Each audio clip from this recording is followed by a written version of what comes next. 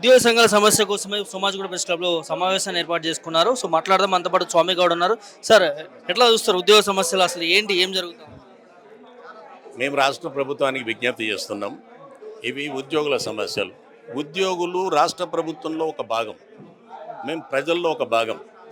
కానీ రాష్ట్ర ప్రభుత్వం ఉన్న పలంగా ఎప్పుడు మేము ఊహించినటువంటి శరాఘాతంలాగా జరిగింది సీఎం గారి స్టేట్మెంటు. ఆయన ఆవేదన వ్యక్తం చేసేది ఉంటే సంఘాలను పిలుచుకొని లోపల మాట్లాడి వ్యక్తం చేయాలి.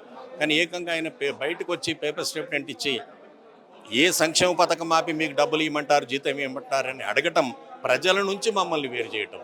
ఈ ప్రజల నుంచి వేరు చేసి రాజకీయ నాయకులు ఈ విధంగా మాట్లాడితే రేపు ప్రజలు దాడులు చేసే ప్రమాదం ఉంది. ఇప్పటికీ 18,000 కోట్లు ఈ ఉద్యోగులే కదా కలెక్షన్ చేసుకొచ్చి ట్రెజరీలో కడుతున్నారు. మరి ఉద్యోగులు మీకు కాకుండా ఎట్లా పోయారు? కాబట్టి మీరు ఉద్యోగులను కడుపులో పెట్టుకొని కాపాడుకోవాలి, కానీ ప్రజల నుంచి వేరు చేసే విధంగా మాట్లాడటం వలన ఈ సమస్య ఉత్పన్నమైంది. ఇక మేము పెన్షనర్లం, వాళ్ళకి డిఏ వస్తేనే మాకు వస్తుంది, లేకపోతే రాదు. కాబట్టి మేమనేది ఏంది, మా డిఏలు 5 పెండింగ్ ఉన్నాయి. అందులో నుంచి మీరు పిలిచి సంఘాలను మాట్లాడి ఇంత చేతనవుతుంది, ఇంత కాదు, ఇంత పరిస్థితి ఎట్లుంది అని చెప్పాలి. ఇవాళ మీరు ముఖ్యమంత్రి గారు మాట్లాడుతూ ఉన్నారు, ఆశ్చర్యం వేస్తుంది. ఏ సంక్షేమ పథకం ప్రజలు దాపి మీకు జీతాలు ఇవ్వాలని నన్ను నేను అడుగుతూ ఉన్నాను ఈ రాష్ట్ర ప్రభుత్వాన్ని. మీరు ఏ పథకం ఆపి అందాల పోటీలు నిర్వహిస్తూ ఉన్నారు? ఒక పక్కన రాష్ట్రం దివాలా తీసించి చెప్పారు, అప్పు పుడతలేదన్నారు. మరి అందాల పోటీలు ఎక్కడి నుంచి నిర్వహిస్తూ ఉన్నారు? బ్రాండ్ తప్పేం లేదు, బ్రాండ్ ఇమేజ్ పెంచండి. కానీ రాష్ట్రం దివాలా తీసినప్పుడు బ్రాండ్ ఇమేజ్ ఏంటి? నీ ఇల్లు ఇంట్లో తిండికి గతలేదు, బయట 50 మంది తీసి నువ్వు బిర్యానీ పెట్టడం ఏంది అని అడుగుతున్నాను నేను. ఓ పక్కననేమో ₹1 అప్పించటోళ్ళు లేడు ఈ ఊర్లాంటివి, ఇంట్లో తినడానికి తిండి గింజలు లేవంటివి, 50 మందిని బయట వాళ్ళని పిలిచి నువ్వు బిర్యానీ తినబెడుతుంటే మమ్మల్ని పక్క రాష్ట్రంలో మమ్మల్ని ఏమనుకుంటారు? తెలంగాణ దివాలా తీసిందా రాష్ట్ర ముఖ్యమంత్రి చెప్పిండు అనుకోరా? మీరు దివాలా తీసిన సంగతి లోపటింట్లో పిల్లలను పిలుచుకొని చెప్పండి, మాట్లాడండి. అంతేగాని మీరు బహిరంగంగా మాట్లాడి దివాలా తీసిందని చెప్పి మరి మూసీకి అన్ని కోట్లు ఇస్తామన్నారు. ఎడికెళ్ళి ఇస్తామన్నారు? దివాలా తీస్తే 4th సిటీ కడతామంటున్నారు, ఎక్కడి నుంచి కడతారు? ఇవన్నీ ఆలోచించాలి. అందుకే మేము అనేది ఏంటంటే, ఈ స్కీములు చేయడంలో మేము ప్రభుత్వం తప్పడం లేదు. తప్పకుండా బ్రాండ్ ఇమేజ్ పెరగాలి, తెలంగాణ కల్చర్ డెవలప్ కావాలి, చాలా సంతోషం. కానీ మమ్మల్ని కూడా దాంట్లో భాగస్థలం చేయండి, మాకు ఇచ్చేది ఇవ్వండి. మేము దాపెట్టుకునే డబ్బులు మీ వద్ద ఉన్నాయి ఏపీజీఎల్ఐగా. మేము పెట్టుకునే డబ్బులు కూడా గవర్నమెంట్ రిటైర్మెంట్ బెనిఫిట్ రాకపోగా మా డబ్బులు రావటం లేదే.